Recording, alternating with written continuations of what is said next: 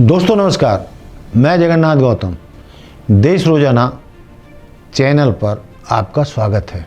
दोस्तों, आज सुबह ही सुबह जब मैंने समाचार पत्र पढ़े या चैनलों की खबरों पर मेरी नज़र गई तो मन दुखों से भर गया। दुखों का पहाड़ सा टूट पड़ा मेरे ऊपर। अब आप सोचेंगे कि ऐसा क्या हुआ क्या है कि दोस्तों, लोग जानबूझकर भी ट्रैफिक नियमों का पालन नहीं करते और हजारों की संख्या में मौत को गले लगा रहे हैं, अपने परिवारों को बर्बाद कर रहे हैं, अपने बच्चों के सपनों को खत्म कर रहे हैं, सिर्फ ट्रैफिक नियमों की अनदेखी करके।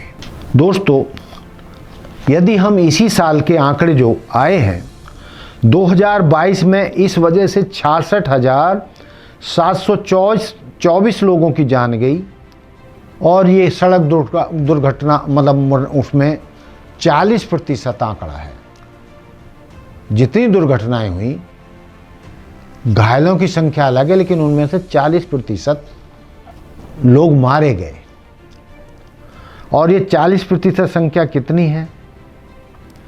66,744 लोगों ने 2022 में ट्रैफिक नियमों का पालन न करने पर अपनी जान गंवा दी। और 2023 के सड़क हादसों में मरने वालों की संख्या अभी तक आई नहीं है, लेकिन वो इससे ज़्यादा होने वाली है।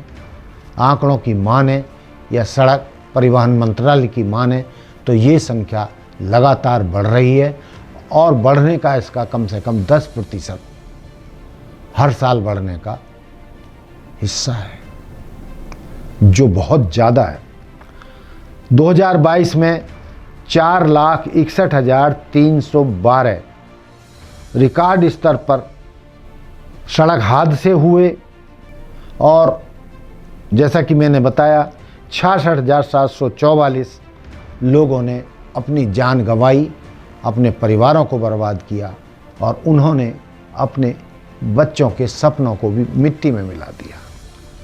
जानते हैं आप ये किन कारणों से 66,000 से ज़्यादा लोगों की जान गई?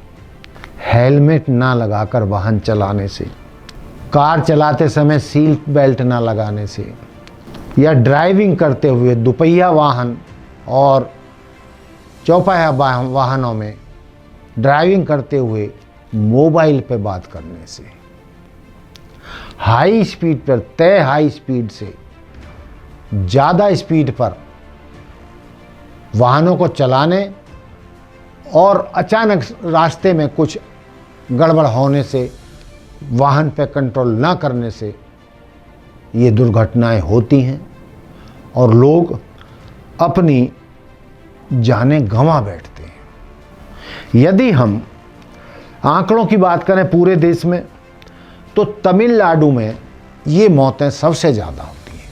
वहाँ पर बहुत कम लोग ट्रैफिक नियमों का पालन करते हैं। पूरे देश के मोटे मोटे आंकड़ों की बात करूं तो तमिलनाडु में 2022 में 6,344 लोगों की जान सड़क हादसों में गई।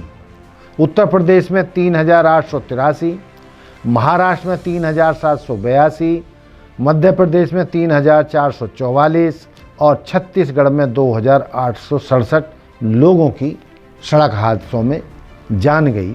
कहने का तात्पर्य ये है कि लापरवाही से वाहन चलाने और जान गंवाने वालों में तमिलनाडु राज्य सबसे ऊपर है और दूसरे नंबर पर है उत्तर प्रदेश।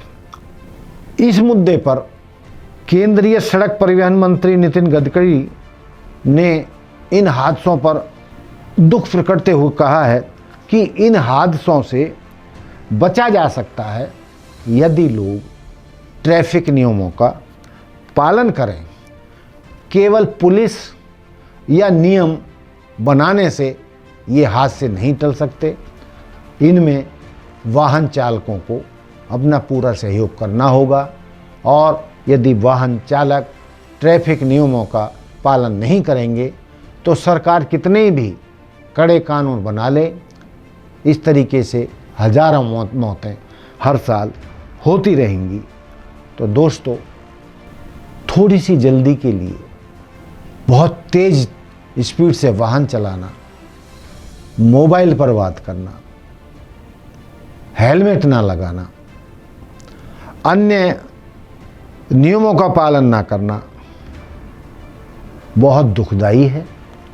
जिस परिवार का कोई बंदा इन सड़क हादसों में मारा जाता है, उस परिवार की क्या हालत होती है, उस परिवार के भुक्तभोगी ही जान सकते हैं।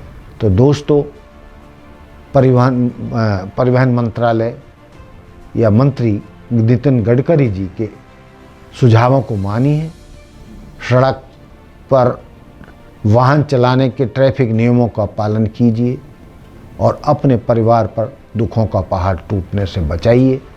और ये हम सबका फर्ज बनता है, हम सब के लिए भले की नसीहत है और अपने परिवार को दुखों से बचाने के लिए हमें ट्रैफिक नियमों का अवश्य पालन करना चाहिए।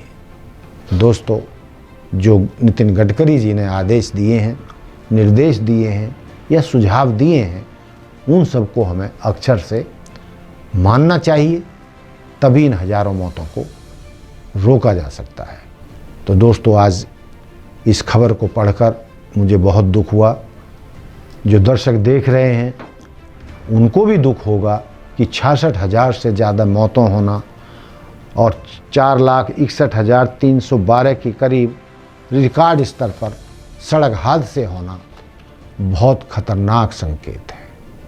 तो दोस्तों, हम सभी को ट्रैफिक नियमों का पालन करते रहना होगा इन मौतों से बचने के लिए। जय हिंद, जय भारत, जय संविधान। नमस्कार। देखते रहिए देश रोजाना। हमारे साथ जुड़े रहने के लिए देखते रहिए देश रोजाना का YouTube चैनल सब्सक्राइब कीजिए। साथ ही देश रोजाना की खबरें सबसे पहले देखने के लिए प्रेस कीजिए बेल आइकन।